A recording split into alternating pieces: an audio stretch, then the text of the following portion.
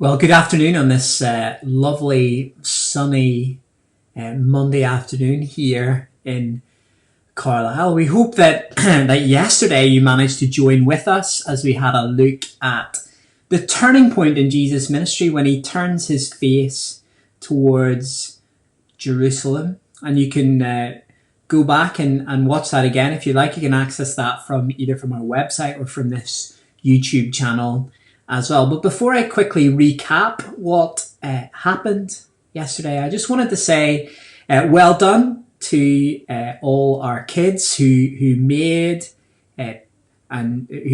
crafts, drew pictures, built models out of Lego, all sorts of things. What a creative bunch we have at Hebron. So well done for that. Also, must apologise for trying to read the passage together yesterday. There's a bit of a delay on the Skype video, so actually it probably sounded okay to Brian, but maybe not anybody else. So sorry about that. We'll not do it that way again. So yes, recapping yesterday, we saw a few things. First, Jesus presses on with his mission despite the shortcomings of his disciples, and God does the same today despite ours. Second, there's room for doubt and questions within faith. Third, there's no such thing as an unimportant person. But our value does not come from within us. It comes from without. God loves us because he loves us, because he chooses to.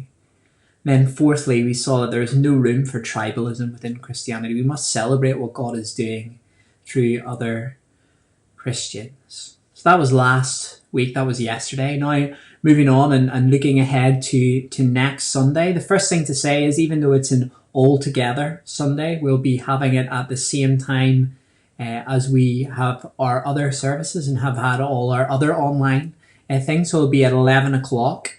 And we're going to move on to Luke chapter 19 and look at verses 28 to 44. And this is Luke's account of Jesus coming to Jerusalem. And it's quite different actually to some of the other accounts of what we call Palm Sunday. And there's lots of interesting things in this passage for us to look at. And first thing that we'll look at is, well, what's the deal with the donkey? Because that is a kind of strange passage. So we'll think about the donkey. Then we have a crowd of worshipping disciples. And then we have these tears of Jesus over the city of Jerusalem. What's going on in all of these scenes?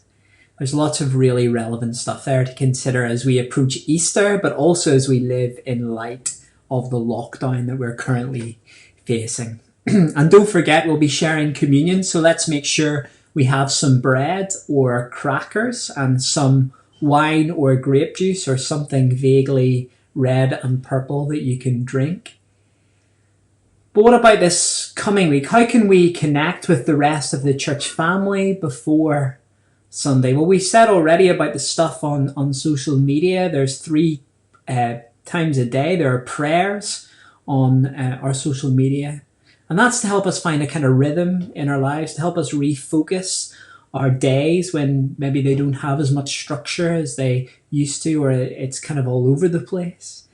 Just an opportunity to refocus on God 3 times a day and help us to live out our vision as a church of striving to be whole, open, broken-hearted people.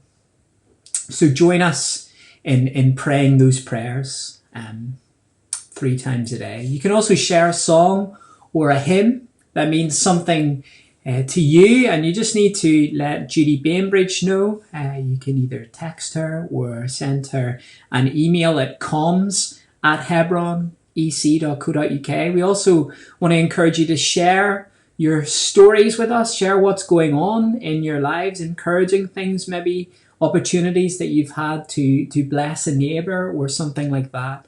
Just send them in to leaders@hebronec.co.uk and share your prayer requests.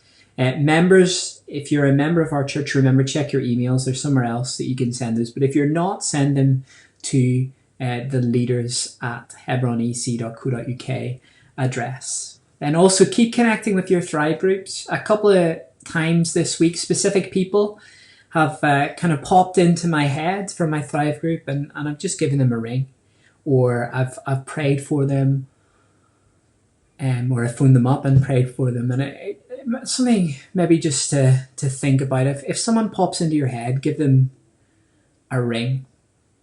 And what about reaching out in the midst of this? What can we do to reach out? Well, as we mentioned last week, we'll be running Mealbank tonight, albeit in a very different style. And here is Donald to tell you a little bit more about that. Hi, just an update on Mealbank. Following the Prime Minister's announcement last week, we thought we would probably not be able to carry on with Mealbank. However, having given it some thought this week, having consulted and considered how we can sort of adhere to the guidance and put more controls in place to make it safe for the volunteers and the guests, we have come up with a plan. So from tonight, we will continue to provide a service. It's restricted. It'll be takeaway. We'll queue them on Budget and maintaining the spacing and the distancing. And we'll be able to provide the takeaway at the door, maintaining a 2-metre segregation as well. This is going to allow us to maintain that routine for them. It's important for them, and also to be able to sort of have the dialogue with them, albeit very briefly. They can share their prayer points, and we can also sort of point them in the direction of our social media links as well. And by that way, they can keep in touch with us in different ways. There's a way that you can help us as well as we're going down this route.